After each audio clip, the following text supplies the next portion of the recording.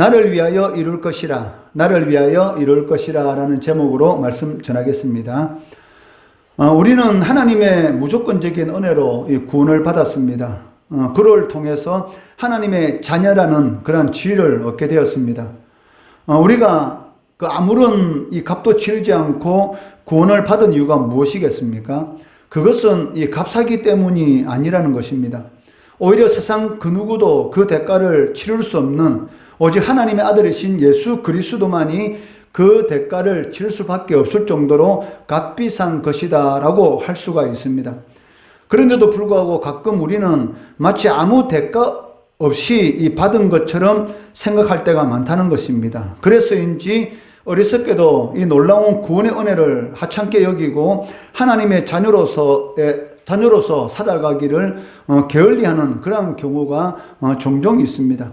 구원은 그저 얻어진 것이 아니다라고 말을 할 수가 있습니다. 왜냐하면 예수 그리스도의 십자가의 죽음이 있었지 않습니까? 실질적으로는 이 세상에 있는 그 무엇과도 비교할 수 없는 그러한 이 대가를 치러온 것이죠. 그런데도 불구하고 우리는 마치 이 구원이 공짜인 것처럼 그렇게 생각할 때가 있는데, 그 실질적으로 따진다면 하나님의 아들 예수 그리스도께서 십자가에 죽으신 그러한 대가가 있었기 때문에, 값을 치르는 그러한 일이 있었기 때문에 우리가 이 하나님의 자녀로서의 구원받은 이 하나님의 백성으로서의 삶을 이렇게 살아갈 수가 있다는 것이죠. 그런데도 우리는 마치 이 구원이라는 것이 공짜다라고 이렇게 생각하고 하나님의 자녀로서의 삶을 살아가지 못하는 그러한 경우가 있다는 것입니다. 이러한 모습은 이사야 선지자가 활동할 당시 이 남유다의 모습이기로 하였습니다. 그렇기 때문에 이사야 선지자는 이 유다 백성들을 책망하면서 하나님의 백성다운 그런 삶의 모습을 보이면서 살아라라고 권면하고 있습니다. 그 유다 백성들의 하는 말과 그들의 행동은 서로 동떨어져 있는 것을 오늘 본문 말씀을 통해서도 우리가 확인할 수가 있습니다.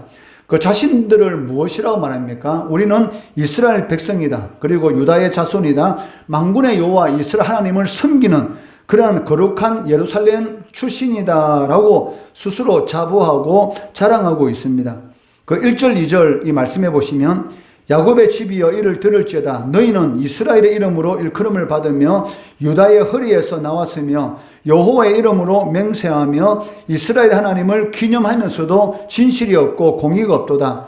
그들은 거룩한 성 출신이라고 스스로 부르며 이스라엘의 하나님을 의지한다 하며 그의 이름이 만군의 여호와라고 하나라고 말씀하고 있습니다. 이처럼 자신들이 하나님의 백성이다라는 그런 이 자부심과 그런 부분에 대해서 자랑하고 있으면서도 불구하고 실질은 어떻습니까? 그 진실과 이 공의를 실천하지 않고 완고하게 하나님을 거역하고 있었다는 것입니다. 4절 말씀해 보시면 내가 알거니와 너는 완고하며 내 목은 새의 힘줄이며 내 이마는 노시라 라고 말씀하고 있다는 것이죠. 즉 하나님의 말씀을 아무리 전하더라도 전혀 하나님의 말씀하고는 상관이 없는, 오히려 하나님을 대적하는 그런 완고한 삶을 살아가고 있었던 것입니다. 유다 백성들이 입으로만 하나님을 안다고 하고 있지만 과거에 하나님께서 그들을 위해서 어떤 일을 행하셨는지, 그리고 그들에게 어떤 명령을 하셨는지 이에 대해서는 전혀 아는 바도 없고 거기에 대해서 전혀 관심도 없었다는 것입니다. 그래서 이사야 선지자는 뭐라고 말합니까? 하나님께서 이전에 무슨 말씀을 하셨더냐? 그 말씀을 기억하라 라고 촉구하고 있습니다. 그 이유가 무엇이겠습니까? 그 하나님께서 이미 말씀하셨고 그 말씀대로 일을 이루시는데도 불구하고 마치 그것이 하나님하고는 상관이 없는 우상의 능력으로 인해서 그 일이 발생한 것처럼 착각하는 그런 일들이 일어날 수가 있다는 것입니다.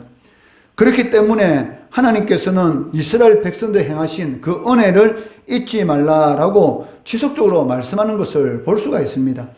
하나님의 일은 하나님께서 어떤 일을 행하시기 전에 먼저 이 선지자를 통해서 이 예언의 말씀을 하시는 것을 알 수가 있습니다. 그리고 그 예언이 반드시 이 역사 가운데서 이루어졌던 것이죠. 그 이유가 무엇입니까? 그러니까 하나님께서 예언하신 그 말씀이 이루어지는 그 일들을 통해서 하나님이 이 세상을 다스리고 하나님께서 모든 일을 행하신다라는 것을 보여주기 위해서입니다. 만약에 하나님께서 말씀하지 않고 그 일을 이루셨다면 마치 그 일이 그 민족들이 섬기는 그런 우상들이 행한 그런 일인 것처럼 착각하는 그런 일들이 일어날 수가 있기 때문인 것이죠. 5절 말씀해 보시면 그러므로 내가 이 일을 예로부터 내게 알게 하였고 이 일이 이루어지기 전에 그것을 내게 듣게 하였느니라. 즉 하나님께서 어떠한 일을 행하기 전에 먼저 그에 대한 말씀을 하셨고 그리고 그 일이 이루어지도록 하셨다라고 말씀하고 있다는 것이죠. 그 이유가 무엇입니까? 내가 이것을 내 신이 행한 바요 내가 새긴 신상과 부어 만든 신상이 명령한 바라 말하지 못하게 하였느니라. 즉 우상이 너희들이 섬기는 우상이 그 일을 행한 것처럼 생각하지 않도록 하나님 만군의 여호와이신 하나님께서 그 일을 행하셨다라는 것을 알도록 하기 위해서 하나님께서 미리 말씀하셨다라고 언급하고 있다는 것입니다. 우리도 마찬가지지 않습니까? 그 하나님께서 이 세상을 다스리고 계십니다. 그러한 말씀이 성경에는 끊임없이 지속적으로 반복되고 있다는 것이죠. 그런데도 불구하고 우리도 이런 이스라엘 백성들처럼 마치 하나님께서 그 일을 이루셨는데도 불구하고 마치 우리가 한 것처럼 자신을 높일 때가 많다는 것이죠. 그러한 일들을 하지 마라. 하나님께서 해주셨는데도 불구하고 거기에 대해서 감사하지 않고 영광을 돌리지 않고 자신의 이름만 드러내려고 하는 그런 어리석은 일을 행하지 마라라고 하나님께서 미리 말씀하는 것을 볼 수가 있습니다. 남유다는 바벨론에 의해서 멸망하게 될 것입니다. 이사야 선지자가 이 예언을 하고 있을 이 당시에는 아직 남쪽 유다가 이 바벨론에 의해서 멸망하지 않은 그런 상황 가운데 있었습니다. 그렇지만 약 한 150년 이후에 이 바벨론에 의해서 남쪽 유다가 이렇게 멸망하게 될 것입니다. 하나님께서 이미 이후에 일어날 그 일에 대해서 이렇게 말씀하시고 바벨론에 의해서 이 남유다가 멸망하게 될 때에 누가 그 바벨론에 의해서 이 유다를 멸망하게 시켰는가? 그것은 우상이 한 것이 아니고 즉 바벨론 신이 강해서 남쪽 유다를 멸망시킨 것이 아니라 하나님께서 이스라엘 백성들이 폐역하게 행함으로 인해서 그 일을 행하셨다라는 것을 미리 이렇게 말씀하는 것을 볼 수가 있다는 것이죠. 하나님은 예루살렘의 멸망에 대해서 이사야 선지자를 통해서 예레미야 선지자를 통해서 하박국 선지자를 통해서 미가 선지자를 통해서 수없이 예언하셨습니다. 그리고 그 예언대로 BC 587년도에 이 바벨론에 의해서 남유다가 멸망하게 되었던 것이죠. 이 멸망하고 난 이후에 그것을 깨닫게 되었습니다. 하나님께서 말씀하신 그대로 되었구나. 그렇다면 70년 이후에 다시 이 땅으로 돌아오게 될 건데 그러한 그 일도 하나님께서 행하실 것이다 라는 그러한 것 또한 소망을 가질 수가 있다는 것입니다. 하나님을 입으로만 알 뿐 실제로는 뼛속까지 배신자였던 이스라엘을 향해서 하나님은 그동안 이스라엘 백성들이 듣지 못했던 새 일을 행하시겠다라고 선언하고 계십니다. 6절 말씀해 보시면 내가 들었으니 이 모든 것을 보라. 너희가 선전하지 아니하겠느냐. 이제부터 내가 새 일 곧 내가 알지 못하던 은비한 일을 내게 듣게 하노라. 즉 은비한 일, 숨어있던 일을 내게 듣게 하겠노라 라고 말씀하고 있습니다. 여기서 말하는 새 일은 무엇입니까? 즉 바로 이스라엘 백성들의 이 폐악으로 인해서 바벨론에 의해서 예루살렘이 멸망하게 될 것이고 그리고 70년이 차게 되면 바벨론 포로에서 이스라엘 백성들이 다시 이 땅으로 돌아오게 될 것이라는 것, 그리고 수백 년 이후에 메시아가 이 세상 오셔서 그 세상 모든 사람들의 죄를 대신해서 십자가에 못 박혀 죽게 될 것이다 라는 이러한 모든 사건들, 이 역시 바로 포함되는 것, 그것이 바로 세일인 것이죠. 이사야서 내용을 보면 무엇입니까? 바로 메시아 예수 그리스도에 대한 그런 예언의 말씀이 기록되어 있는 것도 우리가 볼 수가 있습니다. 하나님은 반드시 당신의 백성들을 구원하십니다. 그 이유는 유다 백성들이 하나님 앞에 구원받을 자격이 있기 때문에 이스라엘 백성들이 바벨론 포로가 되었는데 70년 이후에 하나님께서 구원해 주십니다. 그런데 그 포로된 이스라엘 백성들이 하나님 앞에 어떤 선한 일을 행해서 그들이 구원받은 그런 자격이 있어서 하나님께서 이 고레스를 통해서 이스라엘 백성들을 구원하신 것이 아니란 것입니다.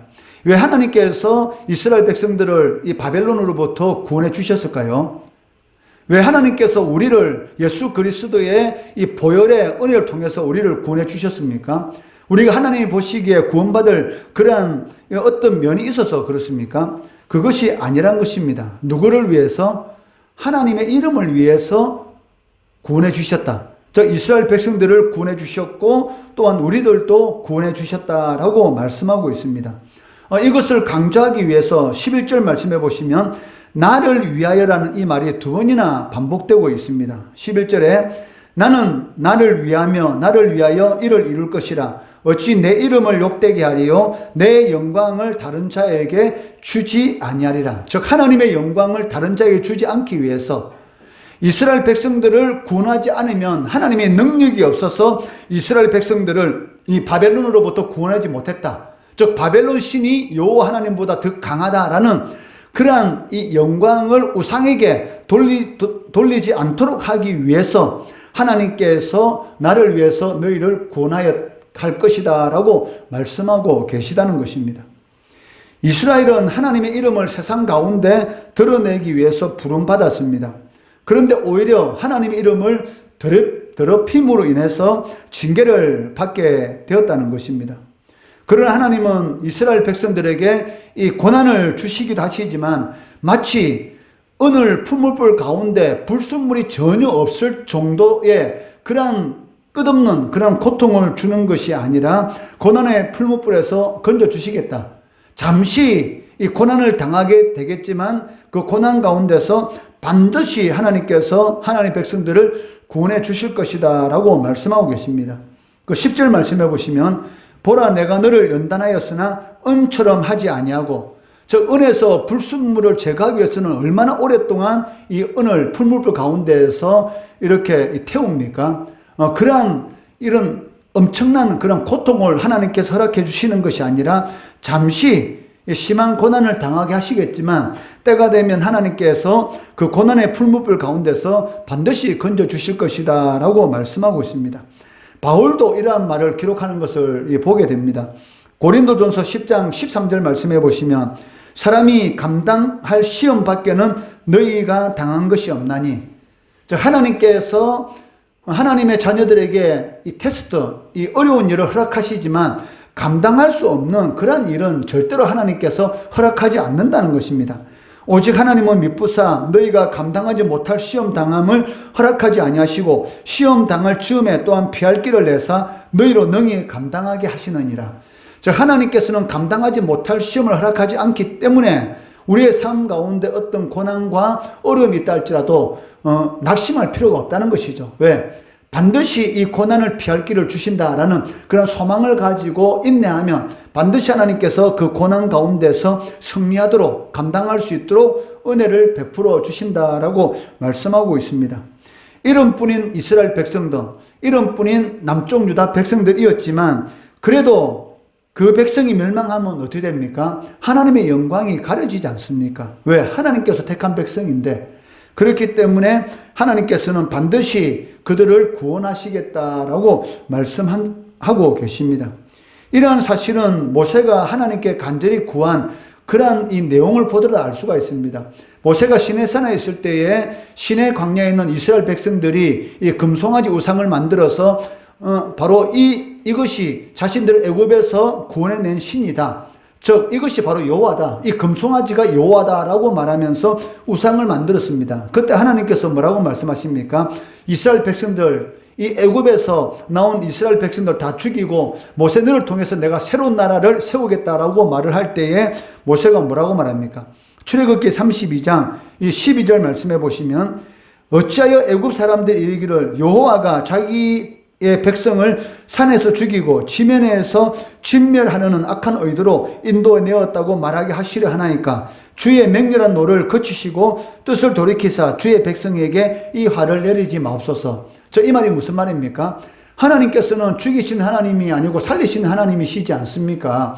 애굽에서 구원해 내셨는데 만약에 하나님께서 이 백성들을 다 죽이시게 되면 애굽 사람들이 뭐라고 놀리겠습니까? 바로 요 하나님은 능력이 없어서 가나안 땅으로 들이지 못하기 때문에 이스라엘 백성들을 구원한 그 백성들을 광야에서 다 죽였다라고 조롱하게 될 것이지 않습니까?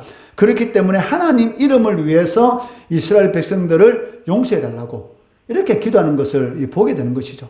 하나님은 하나님의 이름을 위해서 우리를 구원해 주셨고 또 하나님의 이름을 위해서 우리들에게 많은 은혜를 베풀어 주십니다. 그런데도 불구하고 마치 우리가 잘나서 하나님께로부터 은혜를 받는 것처럼 이렇게 생각하면 안 된다는 것입니다. 우리는 오직 하나님의 영광을 세상에 드러내는 그러한 일에 최선을 다해야 합니다. 영적 침체에 빠졌을 때 하나님이 멀리 계시다고 느껴질 때 과거에 하나님께서 나에게 행하신 일, 여러분들도 하나님의 은혜를 많이 받았지 않습니까? 지금까지 신앙생활하면서 그래 맞다, 그때 하나님께서 나에게 이런 은혜를 베풀어 주셨지, 그때 너무나 고통스러운데 그 가운데서 지금 이 순간까지 하나님께서 나를 인도해 주셨지라는 과거에 역사하신 하나님을 기억하게 되면 지금 현재의 고난을 이길 수 있다는 것이죠. 이것을 바로 이사야 선지자는 오늘 본문 말씀을 통해서 강조하는 것을 볼 수가 있습니다. 지금까지 신실하게 우리와 함께 하셨던 하나님, 앞으로도 우리와 영원히 함께 하신다는 것입니다. 그것은 그 하나님께서는 당신을 위해서도 반드시 하나님의 백성들에게 은혜를 베풀어 주실 것이다 라고 말씀하고 있습니다. 하나님은 어떤 일을 행하기 전에 반드시 먼저 말씀을 통해서 우리들에게 어떠한 메시지를 주십니다. 그것은 이 구약시대뿐만이 아니고 오늘 신약시대도 마찬가지입니다. 구약시대 때에 하나님께 여러 선지자를 먼저 보내서 하나님께서 징계를 하시기 전에 깨달으라고, 매 맞고 정신 차리기 전에 안 맞고 정신 차리고 하나님의 복을 누리도록 하기 위해서 선지자들을 먼저 보냈던 것이죠. 그런데도 불구하고 끝까지 이 완악한 그 마음, 하나님께서 선지자를 보내서 깨달을 수 있는 그런 기회를 주셨는데도 불구하고 끝까지 내가 옳다라고 행하게 되면 결국 하나님의 징계가 임하게 되었고 고통 가운데서 회개하는 그런 일들이 일어나게 되는 것이죠.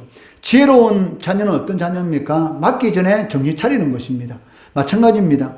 하나님께서 우리들에게도 이 말씀을 통해서 어떠한 메시지를 주십니다. 그 메시지를 나에게 주실 때 깨닫는 그런 귀한 은혜가 있기를 바랍니다. 왜? 하나님께서는 반드시 하나님의 이름을 위해서 징계도 주시기도 하시지만 또 많은 은혜로 베풀어 주시기 때문입니다. 이사야가 선포하는 이런 오늘 본문의 이 말씀을 새겨 들으시고 하나님께서 당신을 위해서 행하실 그런 일들을 기대하고 소망하면서 하나님의 이름을 드높이는 성도 되시기를 주의 이름으로 축원합니다.